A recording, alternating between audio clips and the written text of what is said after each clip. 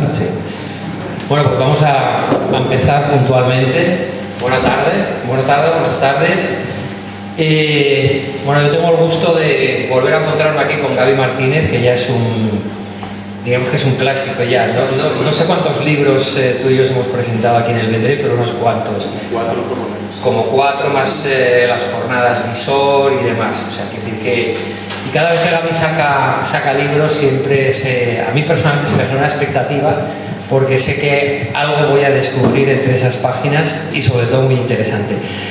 La presentación que tenemos hoy, esta tarde, forma parte de los diálogos online en los que habitualmente participan autores de la ACEC, de la Asociación Colegial de Escritores de Cataluña, la Asociación Colegial de Escritores de Cataluña. Es una asociación que defiende los derechos jurídicos y morales de los escritores y escritoras residentes o nacidos en Cataluña, independientemente de la lengua en la que se expresen. Estos diálogos, que como digo los organiza la ACEC, cuentan también con el patrocinio de Cedro y en este caso con la fantástica colaboración del Museo del Vendrell, donde ya hemos hecho más cosas y donde yo tenía muchas ganas de que Gaby, que había estado en la biblioteca, había estado en la sala polivalent Vila-Casals, y en su día dijimos de hacer algo aquí, el COVID nos lo frustró todo y ahora tenemos la posibilidad de encontrarnos aquí. Bueno, Gaby Martínez, algunos de esas presentaciones que comento ya lo conocéis. Su obra ha sido publicada en numerosas lenguas, en 10 lenguas, adaptada a diferentes formatos, al cómic, al cine también, alguna cosa. Ahora estamos con una adaptación, estamos haciendo una serie documental también, precisamente relacionada con Lagarta. Perfecto. Bueno, él quizás en sus inicios, aunque dice algo más tipo de crónica también, pero bueno, quizás fue la literatura de viajes lo que caracterizaba más a Gaby. De hecho, aquí presentamos Los mares de Wuhan, creo que presentamos también Solo para gigantes, creo que también, bueno, En la barrera, Diablo de Manfalla, Una España inesperada, Animales invisibles, que es el anterior a este, si no recuerdo mal, Naturalmente urbano, que fue posterior fue uno de los últimos. Yo con el orden también me despisto. Sí, no sé muy bien. Ha tocado también temas de urbanismo, o sea, todo relacionado con la sostenibilidad, medio ambiente.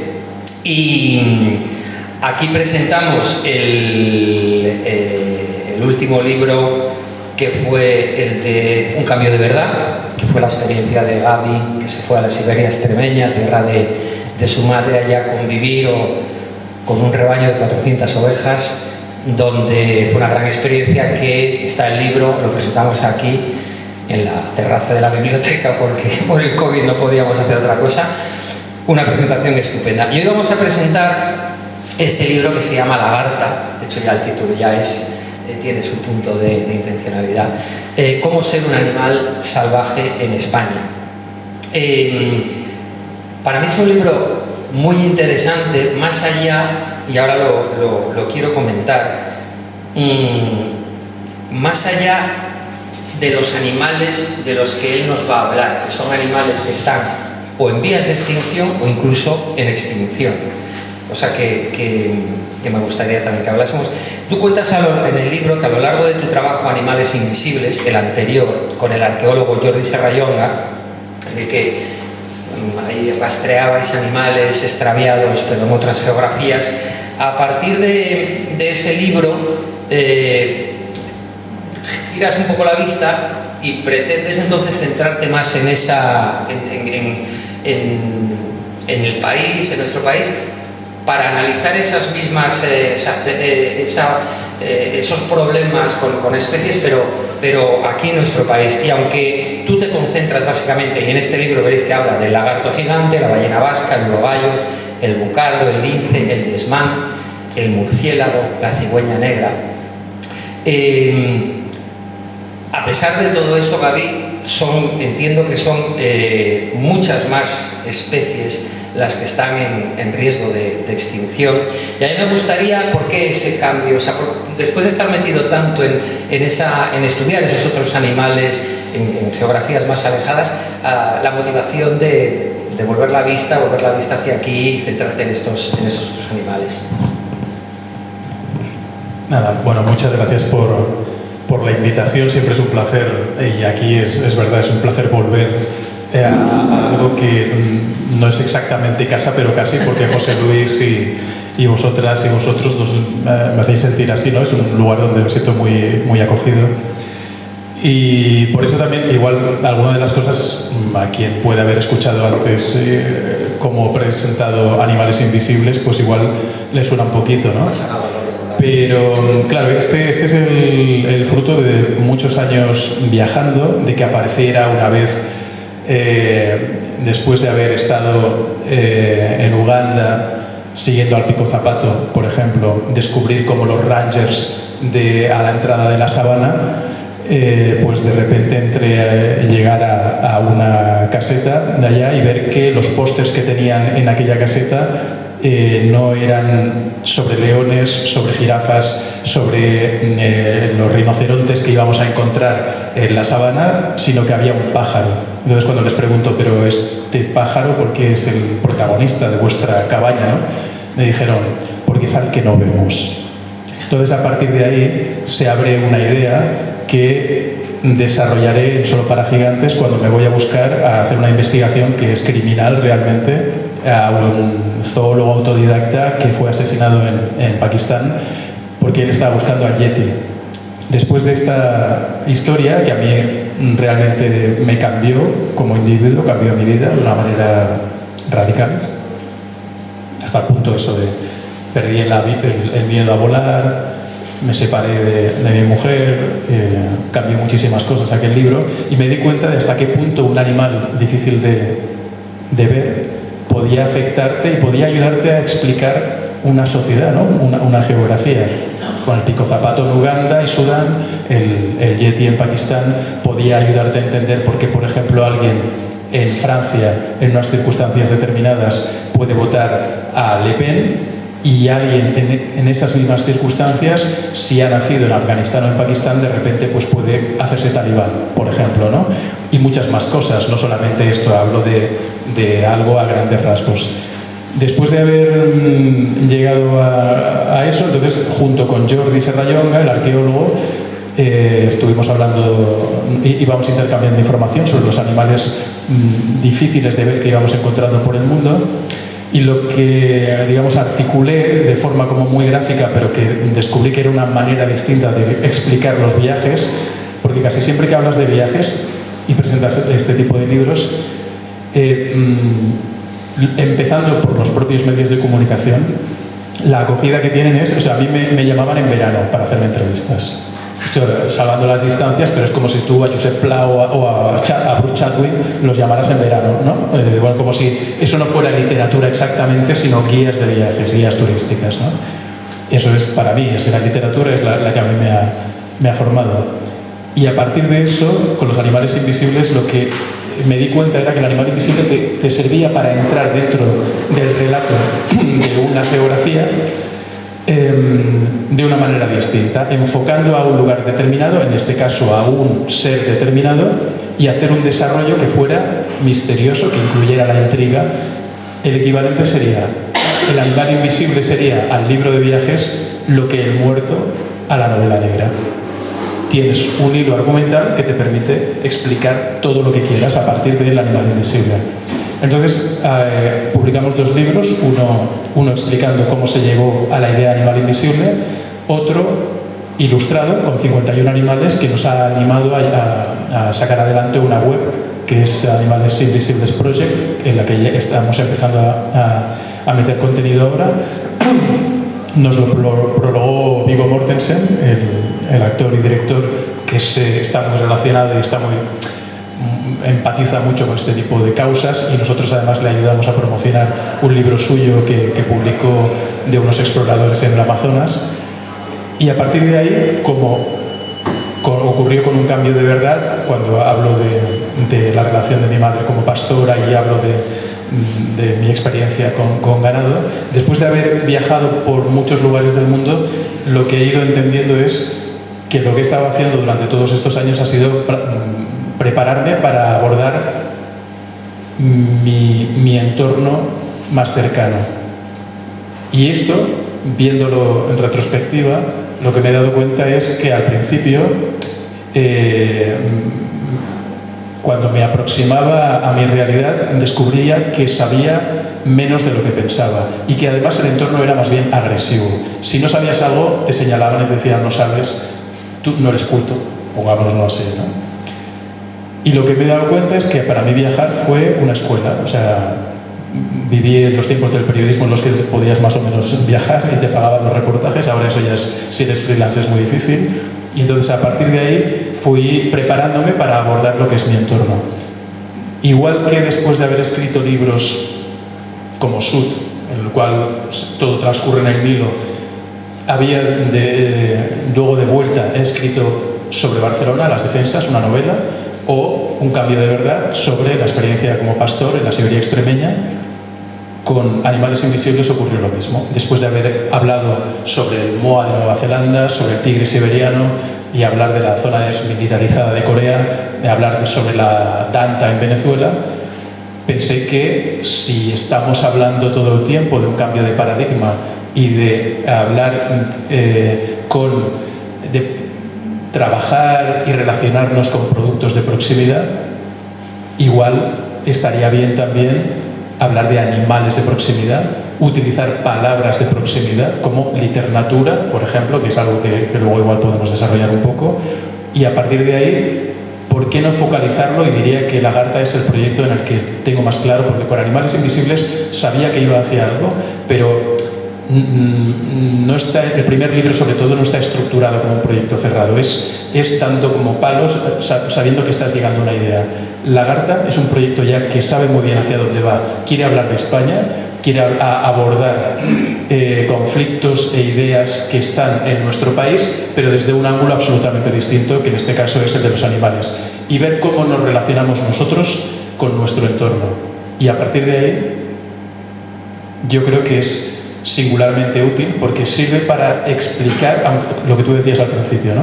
Sirve para entrar dentro de cuestiones esenciales de cómo nos vemos nosotros como individuos dentro de lo que es un país y entrar de forma muy directa en conflictos que tienen que ver con la política, con la caza, con el matriarcado, con la amistad, con la traición.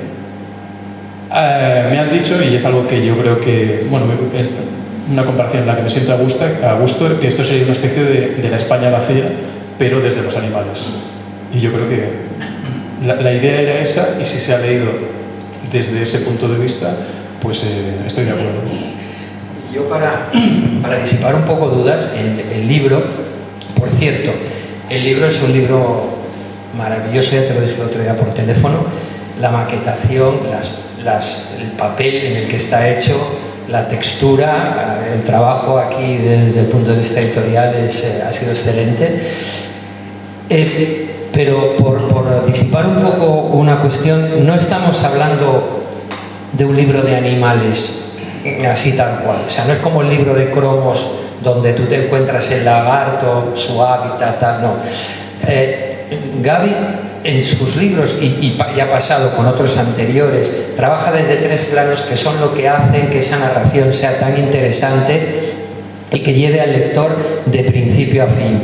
Por una parte, evidentemente habla de las especies a las que se refiere, que como digo, pues están en vías de extinción o han llegado a extinguirse, habla del hábitat, pero hay un tercer elemento importantísimo que es el factor humano.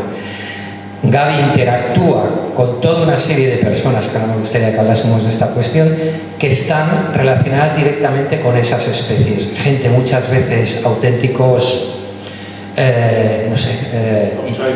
outsiders, sí. Gente que dices, bueno, la ilusión es lo que, la motivación es lo que dirige sus vidas, porque no hay otra justificación muchas veces.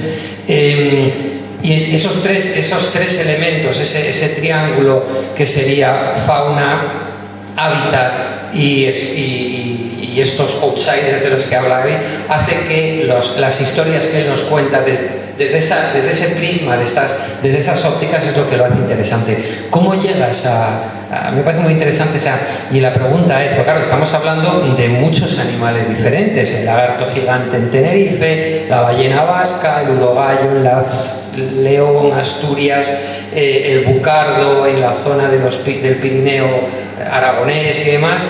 el lince por la zona sur, el desmán, el murciélago, un valente, bueno, aparte forma parte, ya hablaremos de ello, la cigüeña. ¿Cómo llegas a toda esta gente que son los que de alguna manera te introducen en esos hábitats? Sí, claro, una vez estás dentro de un circuito, digamos que las historias al principio cuestan mucho encontrarlas y hay un momento a partir del cual ya vienen solas prácticamente, ¿no? Porque claro, una persona te remite a otra, alguien te cuenta algo sobre el bucardo y el bucardo lo vinculas al lince, que de esto hablaremos después. Y de pronto, claro, a la hora de elegir además las historias, las personas son muy importantes, porque algo que creo que es fundamental en el libro, como ahora decías, es el intentar que se vean esos planos en los que son protagonistas prácticamente de manera horizontal, y esto en el prólogo se especifica, los animales y las personas. Son seres que coexisten en un planeta, en un espacio, y que para que sobrevivan los dos, tienen que colaborar de alguna manera, tienen que conseguir un equilibrio. Esto sería lo que Thomas Berry, que es un naturalista que ya murió, pero dejó un legado importante, entre otros es el concepto la gran conversación. La gran conversación, lo que él dice es que si queremos salir adelante dentro de lo que es el mundo actual, tenemos que intentar llegar a un diálogo equilibrado y efectivo para que todos los que estamos aquí ahora mismo viviendo, pues salgamos adelante todos juntos, ¿no? El libro lo impulsa mucho esa idea. Por eso, en el prólogo se comienza con uno de los protagonistas, que sería un outsider, un rebelde de estos, un alternativo, ¿no? Que ha vivido durante mucho tiempo defendiendo, está en la Fundación Oso Pardo, pero ahora como el oso se está llevando casi todo el protagonismo, antes trabajaba con el urogallo, pero el urogallo se ha ido alejando por cuestiones de que necesita comer, ¿no? Pero él, cuando se refiere a la fauna que le rodea, él habla de alguien ha pasado por aquí, empieza así un poco el libro, ¿no? Esta expresión va a ser también un poco un hilo conductor a lo largo del libro. Tú te refieres a él muchas veces, no sé, el alguien para referirse a los... Porque son, de hecho, esto igual ya lo habréis escuchado, ¿no? Pero se está considerando persona a ríos, a montañas. En Nueva Zelanda lo han empezado a hacer con el río Wanganui, con varias montañas. Muchos lugares del mundo están empezando a legislar para proteger como seres, individuales a espacios y a animales, y eso quiere decir que legislativamente tú vas a poder actuar a favor de esos espacios si hay algún problema. Los podrás defender como personas jurídicas si quieres, ¿no? Pero como personas vas a poder actuar a su favor. Ahora mismo hay iniciativas para que el río Ebro sea considerado persona. El río Ebro es el río, creo que es el primero o el segundo más intervenido de toda Europa. Y eso es lo que hace que ahora mismo pues, el delta tenga unos problemas enormes porque no llegan sedimentos, porque como por arriba está lleno de embalses, por ejemplo, ¿no? Bueno, esto es el tema del siguiente libro, esto viene después. Pero de todas maneras, lo que sí que creía que era muy importante era visibilizar que ese diálogo es posible con personas y con animales. La primera historia yo la quiero mucho, la que involucra a Perico, que es un heredero pues, del pastoreo, que sube un risco que hay en la isla del Hierro, que se llama el Risco, que es prácticamente vertical para proteger los lagartos de por allá. Con su padre pues, los ha protegido toda la vida, bueno, ha estado viviendo con ellos toda la vida. Un día llega un biólogo, Miguel Ángel, hacen una amistad tremenda. Miguel Ángel se mete en todo lo que es el folclore de la isla y además pues acompaña a Perico a verle luchar porque es luchador canario, y su proyecto común es proteger al lagarto gigante del Hierro de una extinción que parece ser que puede llegar, ¿no? Ellos se convierten en sus grandes avaladores y forman un trío capital que va a conseguir que de repente el lagarto llegue a otra dimensión y que sea uno de los puntos calientes del Hierro y de los lugares donde incluso el gobierno se vuelca para intentar proteger. Y es la historia, sobre todo, de una amistad tejida a partir del lagarto. Creo que esa historia ayuda a explicar las que vienen después. Y esos personajes salen, que era un poco el origen de la pregunta, ¿no? Pues no sé, pues claro, lo del lagarto gigante es que se dan muchas circunstancias y ahí se cuenta en algún momento. Yo hace 20 y pico años, cuando fui a escribir un libro sobre las Islas Canarias, conocía el Pollito de la Frontera. El Pollito de la Frontera es el luchador de lucha canaria más famoso que ha habido nunca. Es como Maradona, es increíble el impacto del Pollito de la Frontera en las Canarias. Ellos han tenido equipos tan grandes de luchadores que, por ejemplo, combatieron con luchadores de sumo coreano. Y el Pollito ganó a los de sumo, o sea, a la gente de allí, ¿no? O sea, ha sido un grandísimo luchador. Cuando empiezo a investigar sobre el lagarto gigante del Hierro, de repente descubro que Perico es el hermano del Pollito de la Frontera. 20 y pico años después, o sea, son esas cosas maravillosas que ocurren que de repente cuando entras en cierta frecuencia te llevan a unas conexiones y hacen que la historia se ramifique y te lleve como a lugares inesperados y siempre con animales de por medio, ¿no?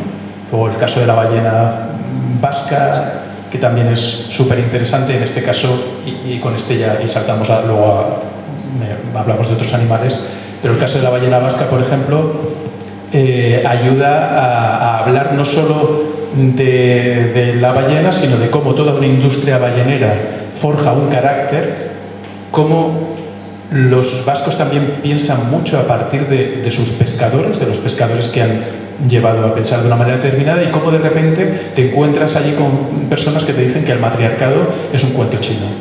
Que el matriarcado, o sea, te están diciendo que es verdad, sirve mucho para presentar una forma de funcionar, pero que luego a la hora de la verdad eso del matriarcado en los hechos del día a día no se constatan, ¿no? Y esto te lo están diciendo vascos y vascas que están viviendo allá, ¿no? Claro, y además permite constatar, ¿no?, a partir del trato que se hace a Selma Huxley, que resulta que es familia de Aldous Huxley, el novelista de Un Mundo Feliz, porque Selma Huxley es la que descubre al mundo, básicamente, esa industria ballenera que durante mucho tiempo había sido ocultada. Ella está en Canadá. Ella está en Canadá, pero es historiadora y se interesa por los balleneros que iban a Canadá, calaban en Canadá, hacían todo el proceso incluso el procesamiento de las ballenas que habían cazado y luego se las traían para el País Vasco. Entonces ahí entras, puedes contar desde cómo eran los barcos que iban tras Moby Dick, por ejemplo, ¿no?, cómo se hacen los hornos de procesamiento de las ballenas dentro de barcos de madera, con hornos dentro de esos barcos que decían, bueno, estáis locos, ¿no? O sea, ¿cómo vamos a hacer hornos dentro de barcos de madera? O sea, hay historias que son preciosas y mientras a la misma vez, y es lo que hablamos de los diferentes niveles y las diferentes historias que se van desarrollando, mientras estás viendo cómo Selma Huxley, que es la gran descubridora del rescate de la industria ballenera vasca, que volvamos a hablar de eso y cómo se ha constituido todo un carácter nacional a partir de la caza de la ballena, pues de repente empieza a ser desplazada por un constructor vasco que quiere, digamos, tomar protagonismo y quiere acaparar ese descubrimiento, y también, en este caso no recuerdo, no es un biólogo, bueno, es uno de los que están dirigiendo una de las instituciones más importantes que tienen que ver con el mar en Canadá. Estos dos hombres se alían y empiezan a desplazar a Selma Huxley, que es la que ha desarrollado el proyecto, pero Selma, dentro del País Vasco, va a encontrar también a quien la reconozca y de repente va a enfrentar la presión que están haciendo estos dos individuos para intentar eliminarla a ella de los libros de historia, ¿no? Quiero decir, a través de la ballena vasca tú puedes hablar de muchísimas más cosas, a través del lagarto gigante del Hierro también, ¿no? Dentro de las historias de estos animales veremos que hay digamos, historias optimistas, o sea, la del lince, bueno, una serie, pero bueno, hay algunas que son más tristes, ¿no? Porque podemos hablar, por ejemplo, del bucardo, un animal en extinción, pero hay algo que también ha habido inversión también en muchos casos. Lo que pasa es que esas inversiones o no se han hecho bien o ha habido a veces el mismo caso, por ejemplo, del tema de la clonación, si acaso nos comentas ahora un poco, pero que también era controvertido. Había gente que decía, a partir de la clonación de la famosa oveja doble, dijeron, bueno, pues vamos nosotros a clonar el bucardo a partir de una hembra, no siempre, ahora nos lo cuentas. Pero también ahí había controversia en si sí o si no, y desafortunadamente tampoco salió bien. Cuéntame, me llama mucho la atención el tema de la clonación del bucardo, aparte de que parece ser que fue el primer animal, bueno, tengo aquí la página en la que lo comentas, en extinguirse, no sé si a nivel europeo o en el siglo XX, a nivel mundial, en el siglo XXI. En el tercer milenio, creo. Exacto. Sí. Y me alegra mucho además que hayas mencionado al lince y al bucardo en la misma frase, relacionándolos de alguna manera, porque creo que es apasionante, no lo digo de verdad, me lo he pasado muy bien, porque de repente, claro, empiezas a establecer vínculos, ¿no? Y lo del bucardo es fundamental. Aquí ahora vamos a hablar de ciencia ficción un poco, pero que ya no es ciencia ficción porque la clonación, como dices, con Dolly ya existía, ¿no? Lo que ocurre, y estas son esas historias que dices, ¿por qué no nos las han contado? O sea, ¿por qué o se han contado tan poco o les hemos dado tan poca visibilidad? Perdona, el bucardo, porque igual hay gente que no lo sabe lo que es esta especie de ciervo que su hábitat era la zona de Torla, la parte del Pirineo aragonés, y que es este animal tan bello, con esta cornamenta tan espectacular, y que, bueno, pues parece que ya no se ha confundido también con otros, pero de lo que es el bucardo como tal, perdón, pero aquí no el bucardo, y parece que en principio ha desaparecido. Es una subespecie como de cabra montés, y lo que ocurre con el bucardo, es decir, o sea, eso, ¿por qué no nos han contado esta historia, no? Si es que incluso se podía llevar a una película. De hecho, han hecho algún documental, pero el documental es como muy convencional, pero aquí hay una historia impresionante. Es que luego hablaremos de literatura, pero es uno de los problemas. Esta historia en países anglosajones ya estaría contada, en países franceses, alemanes también. Aquí, como hemos tenido un vacío de 40 años prácticamente, en los que la naturaleza ha desaparecido de nuestra narrativa, pues claro, ahora hay que picar mucha piedra para recuperar el interés por unas historias que son impresionantes. Estamos hablando, claro, o sea, cuando te hablan de Jack London, cuando hablábamos de Moby Dick, cuando te hablan de todos esos animales y todas esas faunas que son emblemáticas dentro de nuestro imaginario, casi siempre tenemos que acudir fuera o remontarnos a la Milana bonita de Miguel Delibes, que, bueno, sí, está ahí, pero bueno, son animales como que nos quedan incluso muy lejos, ¿no? Bucardo.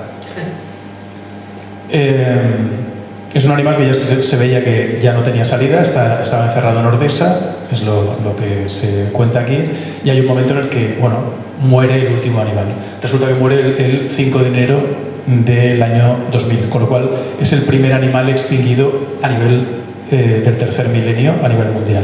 Eso hace que sea una noticia, y es una noticia más bien negativa, porque claro, lo has perdido en tu país, ¿no? Entonces la forma que van a tener de reaccionar es, vale, ya sabíamos que esto iba a ocurrir, hemos guardado células, vamos a clonarlo. Lo que ocurre es que Dolly es clonada, porque a ella está Dolly, pero luego hay muchas otras ovejas, pueden hacer repeticiones. Pero el bucardo, la bucarda, es una desextinción. O sea, está extinguido, no es clonado, sino que ese animal ha sido extinguido, pero como tienes células, lo vas a recuperar para la vida. España es el primer país que desextingue a un animal. Por lo cual, el científico que hizo esto fue convocado por National Geographic y abrió las jornadas de National Geographic de aquel año para hablar qué era lo que había ocurrido. Es un hito mundial. Y de aquí no se sabe, bueno, poquísimos lo saben. ¿Qué es lo que ocurre? Duró 8 minutos la bucarda rescatada, ¿no? Pero eso da pie pues, para seguir, digamos, pensando en vamos a seguir invirtiendo. ¿Tiene sentido desextinguir a un animal? Te plantea unos debates filosóficos que son, digamos, de primera magnitud, pero sobre los que por algún motivo no acabamos de entrar, ¿no? Pero sin embargo están ahí. ¿Qué es lo que ocurre? Que en la misma época resulta que el lince ibérico está a punto de extinguirse también, pero el lince es un felino, es un animal hermoso. Lagarta también tiene que ver con eso. El lagarto no es un animal precisamente bonito, ¿no? El lince, digamos que es y la cigüeña negra, pero el lince es como el animal más popular de todos los que aparecen en este libro.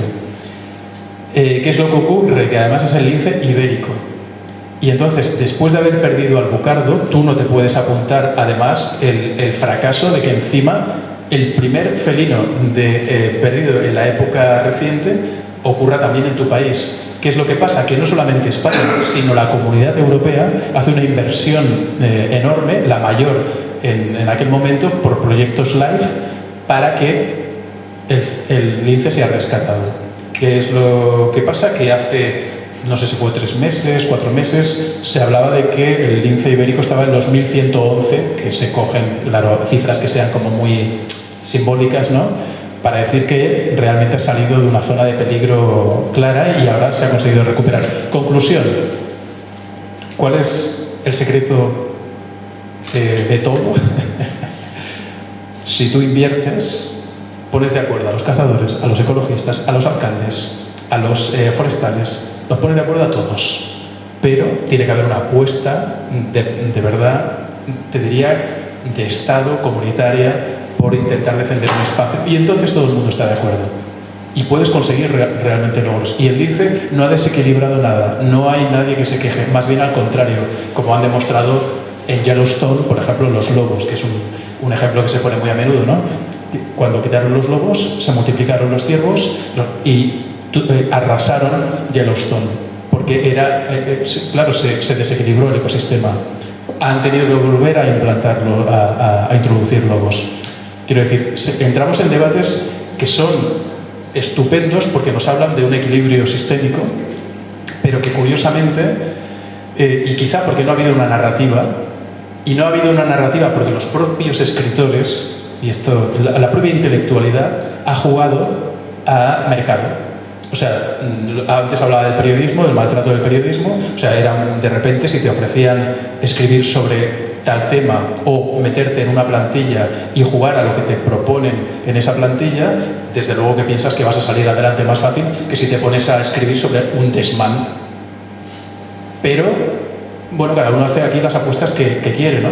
Pero sí que es verdad que cuando te encuentras en otras culturas que realmente han desarrollado una literatura de naturaleza estupenda, que te demuestra que sobre esto se puede escribir como sobre Raskolnikov, Dostoyevsky, Crimen y Castigo, que aquí hay mucha de la gran literatura de nuestra historia, que la naturaleza nos ha dado algunos de los grandes libros, de las grandes novelas y de los grandes ensayos. O sea, tener que reivindicar esto es parece como absurdo, ¿no? Es decir, a ver, ¿por qué tengo que reivindicarlo? Pues sí, porque aquí hemos borrado del mapa a los escritores que escribían de naturaleza y ahora hay que hacer una labor de recuperación porque simplemente es todo tan urbano que incluso los narradores no tienen un vocabulario preciso. Esto lo cuento en Un cambio de verdad. De hecho, pues leer a Miguel Delibes muchas veces hace falta tener ahí un diccionario al lado porque no entiendes la mitad del vocabulario. Yo te quería, justamente en este tema, ¿no? O sea, es curioso porque los animales forman parte de la simbología de este país. Desde el Paleolítico, en las cuevas de Altamira y luego como temas, ¿no? de Cervantes, desde Cid y su caballo, Juan Ramón Jiménez, Miguel Delibes, la milana bonita que decíamos. Los animales forman parte del toro, que es icónico, ya hablaremos también del toro. ¿Y por qué ese desapego? Es curioso, o sea, siendo además España un país como muy rural, donde ¿a qué se debe ese desapego hacia el mundo animal. O sea, sí que es verdad que hay animales icónicos ahora, pues el oso, porque son animales como mucho más llamativos, ¿no? Pero, bueno, tú estás hablando de que ha habido 40 años de oscurantismo en este sentido, pero yo creo que la cosa va más allá. No sé si antes era diferente o este desprecio o falta de interés por el mundo animal es algo que nos caracteriza. Bueno, creo que esto es una cuestión no filosófica en realidad, ¿no? Pero esos 40 años han hecho mucho daño. Esto alguna vez también lo he comentado, ¿no? Pero hay un momento, precisamente, y siempre tiene que ver con las crisis. Después de la crisis de Cuba y de que España se está, digamos, desmoronando, aparece la Institución Libre de Enseñanza y ahí sí que se propone salir de excursión. La Asociación Excursionista de Cataluña ya estaba funcionando en aquel momento y entonces ahí se dice vamos a, digamos, recomponer nuestro espíritu a partir del contacto con la tierra, con la naturaleza. Lo que ocurre es que viene la guerra civil. Ahí se genera la generación del 27, la generación de poetas espectacular, que está mirando con otra sensibilidad a la tierra, a los animales, a la relación con el entorno. Pero todo eso se desmonta con la guerra.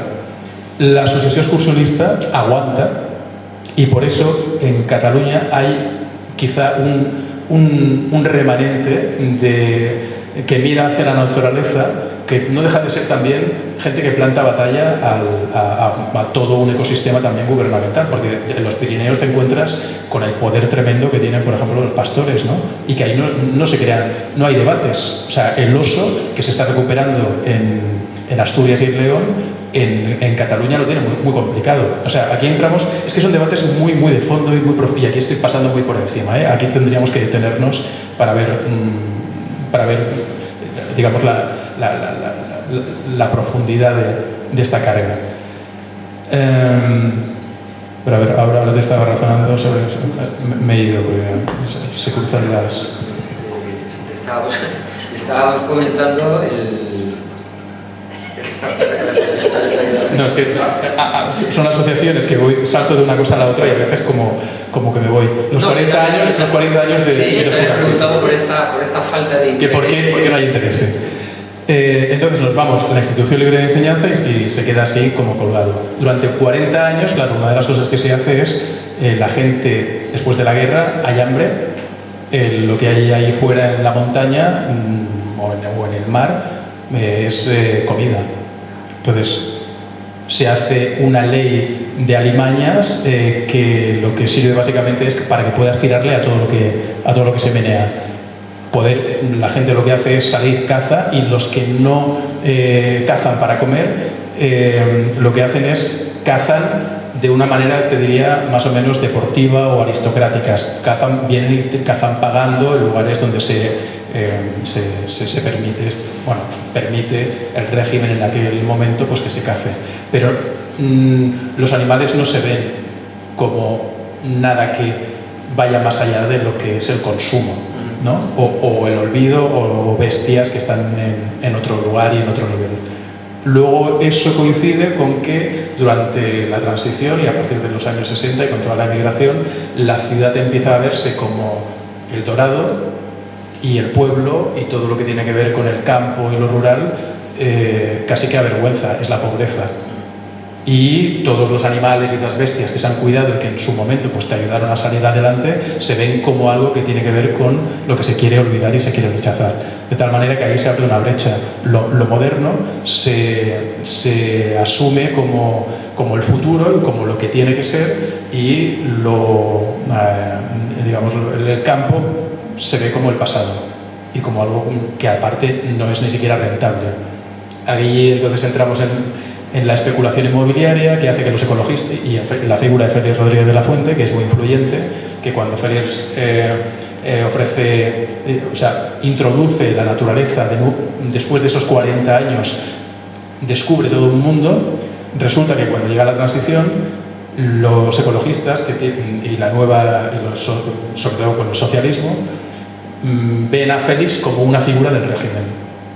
¿Por qué? Porque él ha entrado en los parques nacionales, a alguien le abrió la puerta, eso quiere decir que tenía relaciones con toda la gente del régimen, que no te digo yo que no, pero que una cosa es la comunicación de la naturaleza que hace y otra cosa es lo otro, y entonces los ecologistas intentan borrar la figura de Félix Rodríguez de la Fuente. Ahí se abre otra brecha, entran los especuladores inmobiliarios a la misma vez, y lo que hace es que todas las reivindicaciones de los ecologistas empiezan a ser desoídas y absolutamente neutralizadas. Y eso hace que los ecologistas españoles se conviertan en los más radicales, eso está dicho por los europeos también, de toda Europa. El resto de del movimiento ecologista señala a los españoles como los más radicales de todos. ¿Por qué? Porque durante muchísimos años, o sea, durante 40 años no existieron. Y cuando empezaban a existir, fueron negados por una izquierda que lo que quería era crecer desde el punto de vista urbano y olvidarse de la naturaleza, olvidarse de los animales y solamente ingresar dinero. Entonces aquí tenemos un gravísimo problema de relación con lo que es el entorno, ¿no? ¿Y cómo puedes subsanar eso? Creo que es, o puedes empezar a intentar subsanarlo, sí que creo que es cambiando el relato. Por eso el título, por eso Lagarta. En un país donde toros y lobos marcan la tendencia de lo que es ser animal, animales, digamos, en la cúspide de la cadena trófica, de repente apareces con una lagarta diciendo, oye, no, aquí, desde los animales feos, que son además reptiles, y presentados en femenino, es como igual podemos empezar a plantearnos un cambio de paradigma. En Estados Unidos, Annie Dillard tiene un libro que se llama Una temporada en Tinker Creek, que es un libro maravilloso que comienza con una chinche gigante acuática devorando a un sapo. Ese libro, que habla de insectos, de hormigas, de todo ese micromundo de mantis religiosas que puede parecer tan extraño, es una maravilla, es precioso y fue señalado, distinguido como uno de los 100 libros, los 100 ensayos mejores publicados en Estados Unidos durante el siglo XX. Mantis religiosas, chinches gigantes. Pero ¿cómo eso me puede interesar?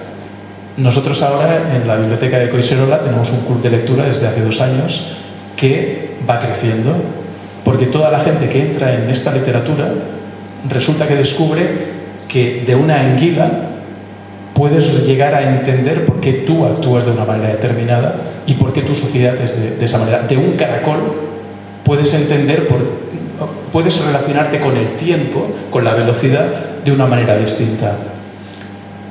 Y estas personas que te diría que son pioneros, que son vanguardia, porque están atreviéndose a entrar en una literatura que de entrada pues casi nadie les... O sea, dice, ¿por qué estás tú aquí, no?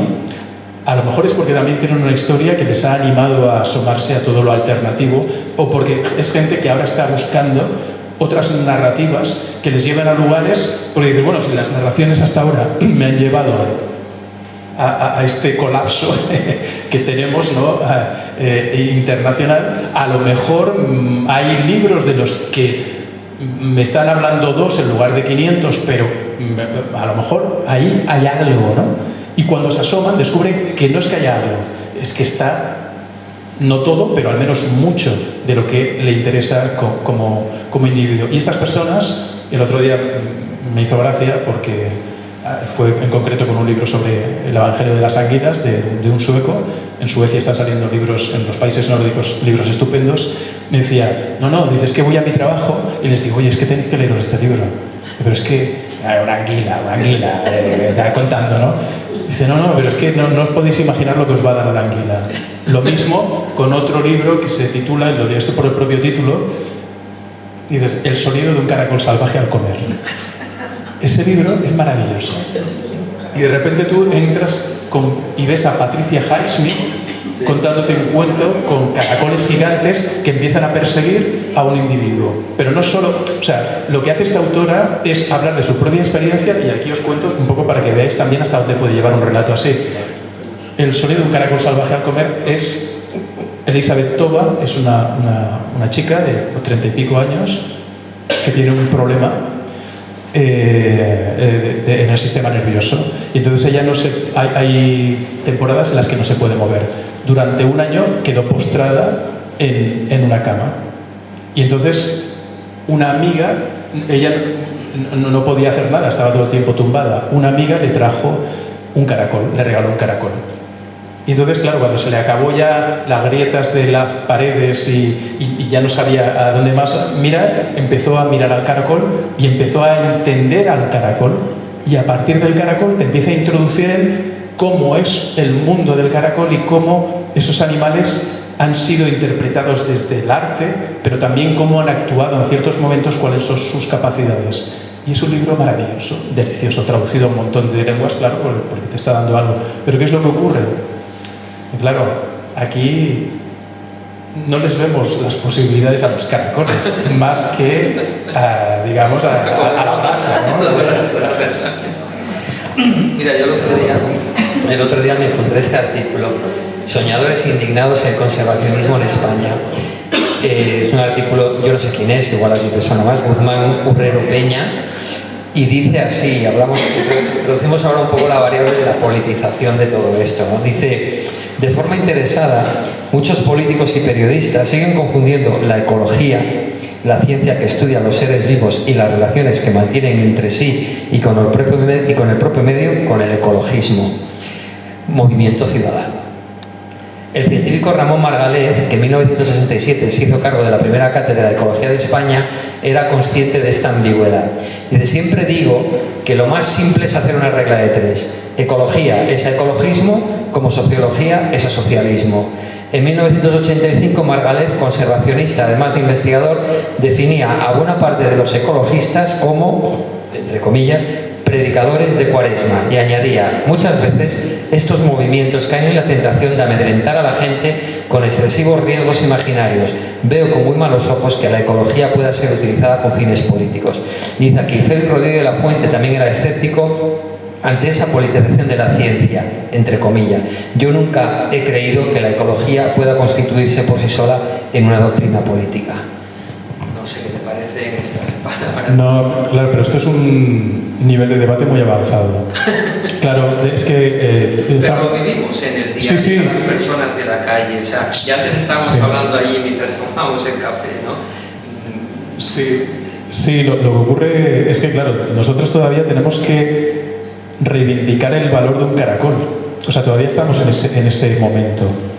El otro día, hace 3 semanas, montamos el Festival de Literatura en Collserola. Y vino, por ejemplo, Evie Andrews, que es una chica inglesa, que ella ha escrito un libro que se llama Naturaleza es nombre de mujer. Ella lo que hace es viajar a donde viajó Chris McCandless, que es el protagonista de Hacia Rutas Salvajes, que lo escribió un libro Jon Krakauer, hizo una película este actor Sean Penn, que es un libro muy famoso sobre un chico que se va a Alaska y se queda atrapado en Alaska y de repente, porque no puede cruzar un río y luego no puede volver. En plataformas, no sé si en film. En Netflix. Está en Netflix. Y entonces él se queda atrapado allí, intenta sobrevivir comiendo plantas y tal, pero bueno, al final no sale adelante, ¿no? Entonces lo que hace Evie es hacer el mismo viaje que hizo Chris McCandless, pero lo cuenta desde el punto de vista de una mujer. Y entonces ese gesto, ese giro, le sirve para cuestionar todas las ideas de los naturalistas convencionales, desde Henry David Thoreau a cómo cuenta Estados Unidos Jack Kerouac. Este no es naturalista, digamos, pero todo un relato de viaje y de naturaleza que ha venido desde los hombres, ¿no?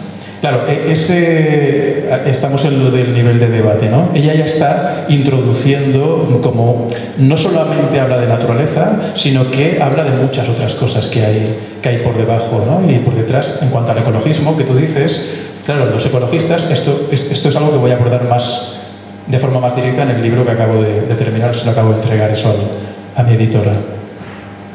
Los ecologistas ahora empiezan a ser cuestionados por gente también del movimiento ecologista, como bloque, ¿no?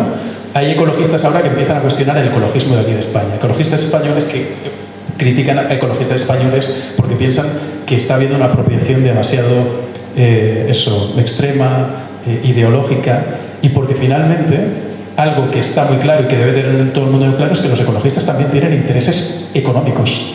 que es que al final siempre acabamos en el mismo lugar. Entonces, claro, o sea, tú puedes formar parte de un movimiento, pero en el momento en el que tú ya estás haciendo un cálculo que es personal y que es pecuniario para ti, y no hablo para la geografía, porque si haces tienes que hacer un cálculo económico para el espacio, para el paisaje, porque al final hablamos de dinero y el paisaje, ahí juegan muchos euros, ¿no?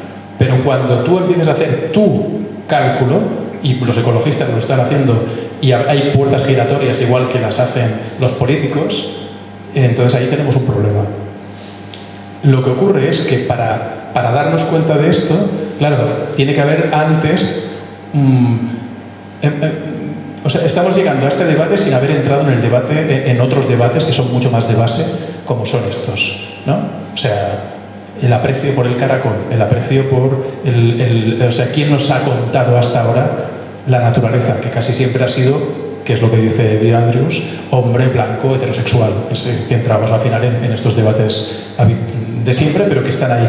Bueno, una vez ya has introducido al caracol, a la anguila, a la lagarta, pues igual ya sí que podemos empezar a entrar en esos debates ya con mucho más, que se ve de forma clara, que son estructurales, que tienen que ver con a dónde nos lleva el ecologismo, qué es un ecologista, y si de repente, en lugar de escuchar a algunos de los que están ahora diciendo cosas con unos intereses muy claros, volvemos a Ramón Margalef, que está en el origen, por ejemplo, de las superillas, de las supermanzanas. Margalef es una de las personas, es uno de los profesores de Salvador Rueda, que es el urbanista que crea las supermanzanas. Y una cosa muy curiosa, y que tiene que ver con por qué el debate no está donde tiene que estar, que es apuntando a Ramón Margalef, que es apuntando a Salvador Rueda, que es apuntando a las lagartas y a todas estas personas, es que desde la política la política se ha comido a los verdaderos pensadores y a los verdaderos arquitectos de lo que debería ser un pensamiento ecosistémico.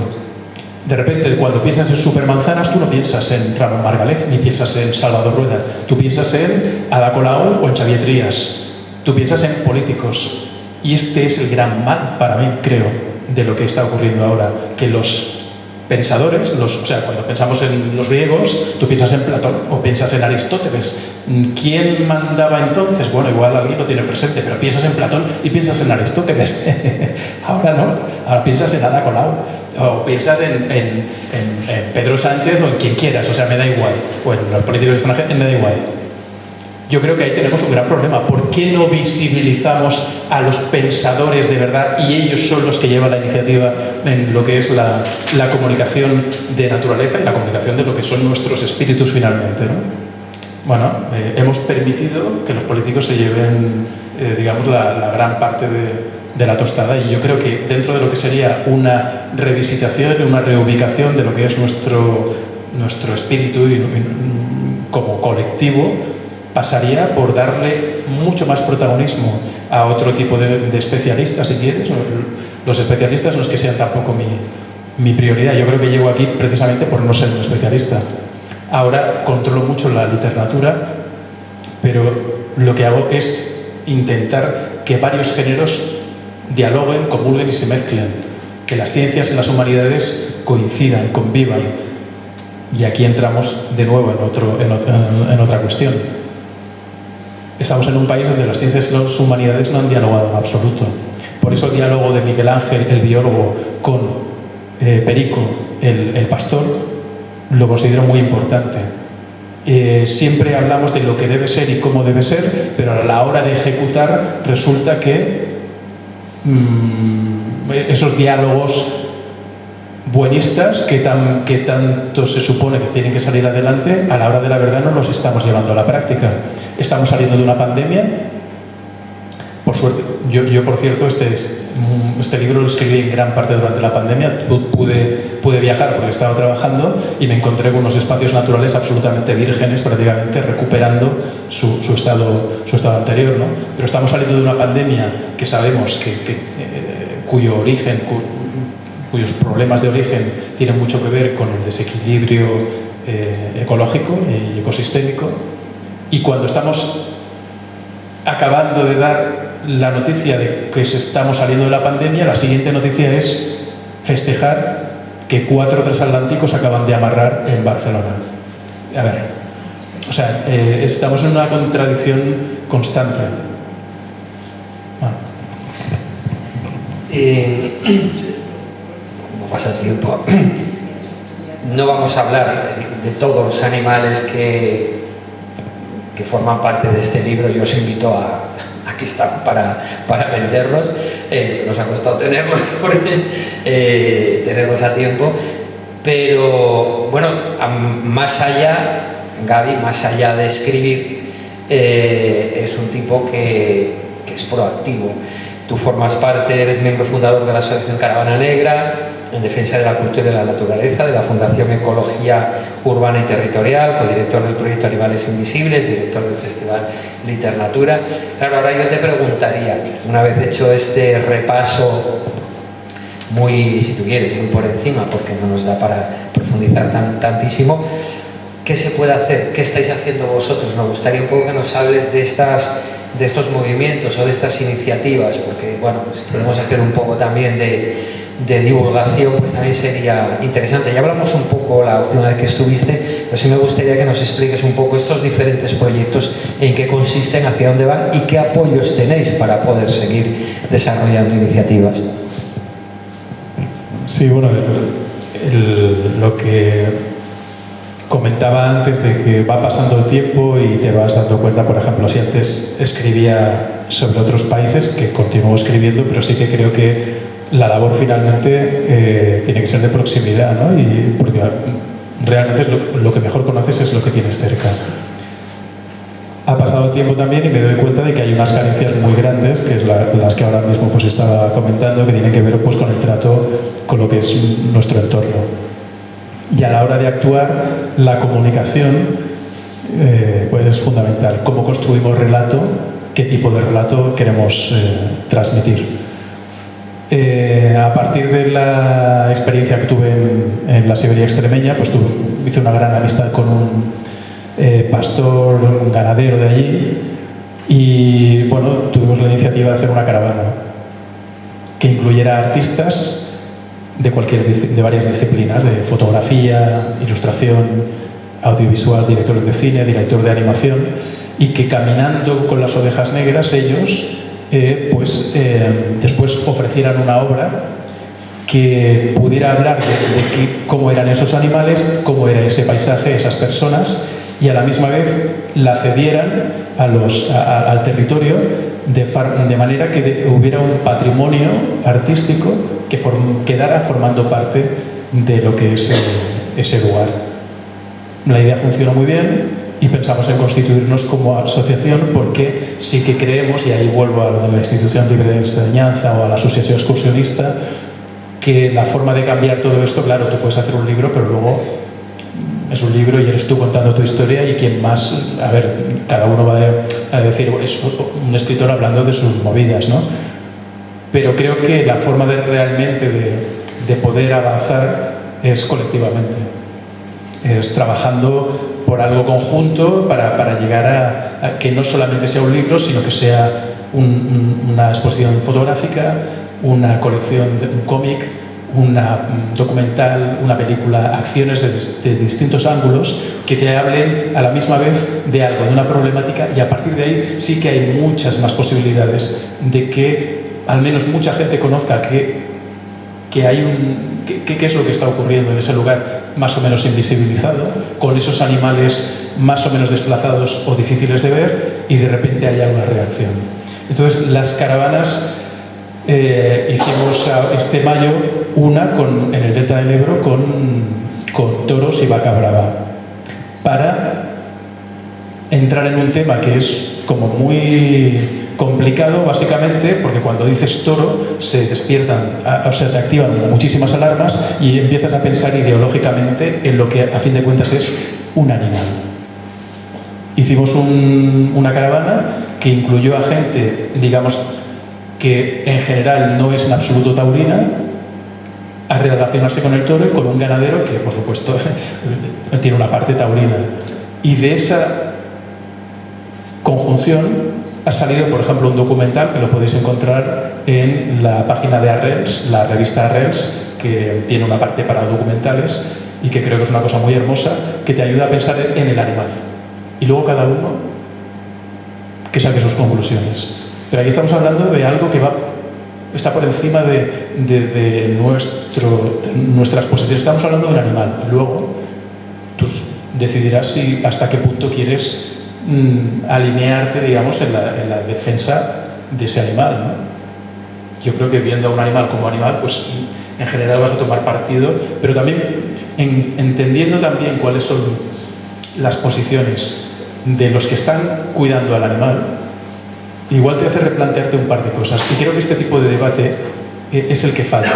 Una cosa, el ganadero de estos animales, de estos toros, por ejemplo, él estaba enfadado y dice, es que no puedes entrar en ningún estudio, en ningún debate de una manera sosegada, porque todo el mundo se enciende siempre. Dice, y es muy difícil plantear algo, ¿no? Hay espacio, aunque no lo parezca, hay espacio para poder entenderse. Pero ahora, como está todo tan polarizado, pues es difícil visualizar. Lo que hacemos con las caravanas es intentar tanto visibilizar a unos animales como a unas personas que tienen mucho que decir y mucho que debatir, y que de repente puede ser interesante ponerlo en prime time, ¿no? en horarios de gran audiencia, porque nos van a enseñar muchas cosas útiles. Literatura viene de la idea de buscar palabras de proximidad. Hasta ahora la literatura de naturaleza nos la han estado contando, hablábamos casi siempre en lenguas extranjeras. Hasta que un día pensé, bueno, esto no hay cada vez que hablamos de literatura de naturaleza, hablamos de nature writing. ¿Hoy has leído este libro de nature writing? Claro, dices, ¿eso qué quiere decir? Que no tenemos la cercanía, no tenemos palabras propias que nos acerquen, que nos aproximen a la naturaleza directamente. Pues ¿por qué no proponemos una palabra que ya de entrada te sitúe y te diga, oye, tú también puedes escribir en tu idioma?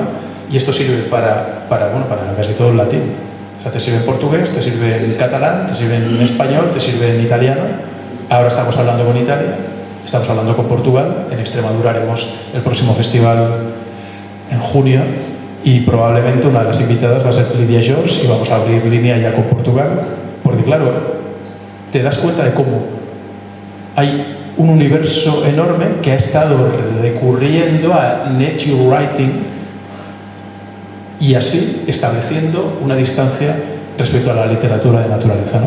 De tal manera que ahí, y ahora con festivales y con clubs de lectura, con residencias de escritores a las que ha entrado el Instituto Ramon Llull. En literatura lo estamos haciendo con bibliotecas de Barcelona. Lo de Extremadura lo hacemos con la Junta de Extremadura y una alcaldía. La Junta entró después de que una alcaldía de 216 habitantes se animara a hacer en plena pandemia un festival. Vino gente de la Junta y dijo, wow, ¿esto qué es? Y dijeron, queremos apoyarlo, y ahora está la Junta también. Quiero decir, ahora en México, un chico mexicano que escribe este tipo de literatura participó en la caravana del Delta del Ebro, dijo, ¿esto qué es? Y el año que viene haremos un festival de literatura en Mérida, México, y estamos preparando uno en Bogotá. Costa Rica se ha interesado, y cuando tú te das cuenta de qué es esto y de que la asociación es lo que te lleva a cambiar las cosas, te das cuenta de que, bueno, igual vale la pena discutir menos y colaborar más.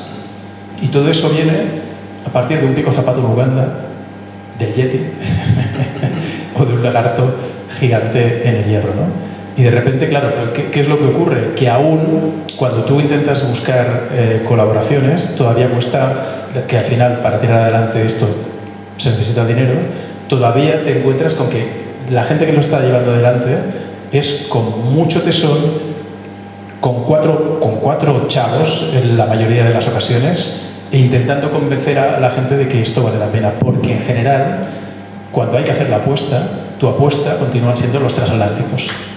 Tu apuesta no es hacer un festival de literatura de naturaleza, sino que es hacer un gran festival de novela negra. Os diré que la apuesta del Festival de Literatura en Barcelona Esto me enteré después de haber hecho el festival. Dije, oye, ¿por qué nosotros tenemos también este presupuesto tan reducido y de repente los otros festivales tienen este pastón? Dice, esta es la única apuesta de bibliotecas. Lo demás lo están llevando otras organizaciones. Entonces, pero es una apuesta que Bibliotecas quiere hacer. Están cambiando las estanterías, están abriendo una sección que se llama Literatura en México, en Bogotá. Quiero decir, poco a poco, porque cuesta muchísimo, pero cuando los que organizan se dan cuenta del potencial y la potencia de esta literatura, quieren más. Y ahí estamos. Son las 7:05. Yo tengo aquí muchas más cosas que me gustaría comentar. Perdón, las 8:05. No sé si, pero sí me gustaría, si esto ha suscitado alguna pregunta, alguna incógnita, algo que le queráis preguntar a Gaby, pues es la oportunidad. Yo, como os digo, cada vez que leo estas cosas que va publicando, la verdad es que se me abre un mundo, porque te cuenta todas estas cosas de las que, a ver, a no ser que seáis una persona versada en el tema, o como muy, que no es mi caso, yo leo un poco de todo, pues cada vez que y ahora me has dicho que ya has entregado otro, anticipanos por lo menos de qué va. No te digo el fin, no entremos en profundidad, pero por lo menos saber de... No, este es súper rápido. Ahora lo que está ocurriendo es que el agua avanza. Se está tragando muchos kilómetros de costa en todo el mundo. Y en el delta del Ebro, por eso también pudimos hacer esta caravana, porque ahí conocía gente en el delta, a este ganadero. Pues el delta del Ebro va a ser probablemente el primer lugar donde haya refugiados climáticos en España, porque será comido por el mar. Y entonces después de haber hecho la experiencia con las ovejas, yo soy muy de mar, yo he crecido junto al mar y quería, sí, la historia de la oveja negra es un homenaje a mi madre. El mar, pues quería representar un poco el mundo de mi padre y en el que yo he crecido, ¿no? Y pensaba que hablar precisamente de ese mundo el que disfrutamos mucho y que nos gustaría preservar, pues sería una buena historia. Entonces, cuando el delta del Ebro me parece un espacio maravilloso, por la luz, por los grandes espacios, pues pensé que estaría muy bien vivir en la última casa antes del mar, la primera que se tragara el agua. Y entonces hablé con el propietario de la isla de Buda, le di a leer el libro anterior y me dijo, ¿cuánto tiempo quieres estar? Él tiene esa casa, es la última casa antes del mar, ¿no? Y le dije, hombre, pues 3 meses estaría bien, un poco para por lo menos que cale y tal. Me dijo, 1 año. Si no te estás 1 año, no vas a ver todo el ciclo. Y yo le dije, hombre, yo no era por no abusar, digo, si me la das 1 año, porque... Y entonces, pues nada, he estado viviendo 1 año en la isla de Buda y viendo todo el ciclo, viendo el arroz, lo que va a pasar con los flamencos, con los chorcitejos, con la gaviota de Awiwin, con todos los animales que hay por allí. Entonces lo que voy a hablar ahora es de todo esto, pero enfocado en el agua y en ese punto de confluencia de frontera estupendo que es un delta, sobre el que además ha sido algo que me ha sorprendido mucho. Y volvemos de nuevo a todos esos agujeros negros que tenemos en nuestra naturaleza, en lo poco que hay escrito sobre deltas. Sobre el delta del Tigre, el Paraná, Argentina, sobre aquel delta sí que hay bastante literatura, pero fuera de ese delta hay muy poco escrito sobre deltas, cuando resulta que son unos espacios de frontera que son apasionantes incluso para desarrollar incluso novelas, ¿no? Con lo cual pues me lo he pasado estupendamente y bueno, esperando que no viniera la tormenta que no llegó, o esperando que viniera la tormenta que no llegó, que pusiera la casa en una situación especialmente complicada, ¿no?